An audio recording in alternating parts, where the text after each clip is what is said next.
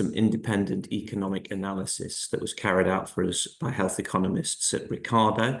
And their role was to look at a selection of wildlife trusts' health and wellbeing programs, so the nature prescribing programs, and look at what they cost to run, how much they save the NHS locally, and if you scaled them up, how much that would save. And as you can see, the two key findings, unsurprisingly, there were some cost savings and, of course, a much greater scale. So the method that was used, so essentially they collected data from 5 wildlife trusts in the end. This was a bit of a sifting process because not every wildlife trust collected the right sort of before and after data relating to health outcomes and used validated scales or that was necessary for this sort of evaluation. And then the team they researched the other ways of capturing health benefits to the NHS. And so I can share the full report with you afterwards, but there were spreadsheets that detailed sort of unit costs for a mental health outcome, but also what that instance might cost the NHS. And that could be within an appointment time, it could be within a bedtime, it could be with medication that was prescribed. But the person they referred to most in that and step 3, the literature review, was a guy called Professor Christopher Dayson. Chris Dayson is at Sheffield University and is probably the furthest along in any of these areas. They then looked at the impacts of those wildlife trusts, so looking at validated scales, such as Warwick Edinburgh Scale of Mental Wellbeing and others that are used within the health system. And then we worked out those running costs. That's probably quite a lot of time because 46 wildlife trusts all run in different ways and they all have different running costs and different models. Each have their own chief executive. We're federated, their own health team. And then, so you looked at those kind of cost savings that was done at step 2, applied those to the running costs, calculated the formula, and then you looked at what the cost benefit was. There's lots going on in this slide, but as Lily asked me to do the methods and the findings specifically, that's what I've stuck to here. And there's a lot more kind of interesting narrative around policy.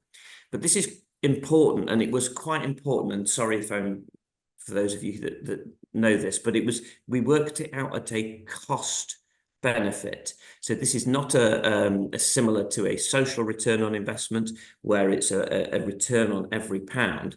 Essentially, you're looking at any return on that pound is something quite significant, really, because we're not intentionally running programs to save the NHS money. This was done with a very kind of clear political purpose, to be honest, and it's supporting a lot of our influencing and advocacy work around there. But the fact that, for every pound that you spend returns some sort of benefit in reduced costs, then that is quite significant. And looking down the left, the projects, so Wild at Heart is a type of program that brings people together in a community hub. They do local level conservation work, but they also go on trips. That's for socially isolated people. Feed the Birds was a befriending kind of neighbourhood-based project. Early intervention, Lancashire Wildlife Trust have somebody in the early intervention team at NHS Pennine Trust before the triage, at the triage point, and essentially they could be referred into green prescribing programs, which are your typical wildlife trust or any provider activities, before another intervention, such as a talking therapy. The bottom one, Wild Health, is a sort of healthy walking program in Gwent, and Nature for Health, Greater Manchester. That's part of the green prescribing for mental health national demonstration pilot sites. And they're all kind of varied. And because we've got those sort of different costs, a couple of kind of more examples. So the 38,646, that was associated with NHS participants, 82 of them over that particular year. And Gwent, haven't got the numbers to hand of the number of people that participated, but you see there it's kind of quite useful to look at the saving per participant. The last slide I'll go to is a piece of work that was the headlines you might have seen from this, and that is around the 100 million cost savings for 1.2 million people. This was actually conservative, and it's based on scaling up the Wild at Heart program at Sheffield. So you may well be aware of this, colleagues, but it's in Sheffield and Rotherham. It was part of the social prescribing kind of pathway.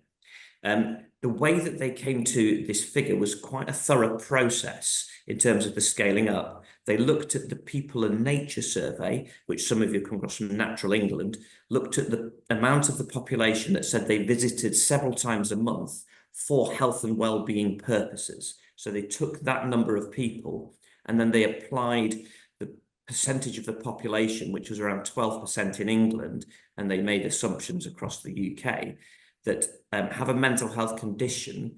And then they looked at the figures from the People and Nature survey and those who were most likely to participate in nature prescribing. Because let's face it, that's not everybody's cup of tea. And that's the figure that they came up with. And that is the number of people was 1.2 million. And that is why they scaled up from the figure that you saw on the previous slide, 30,646.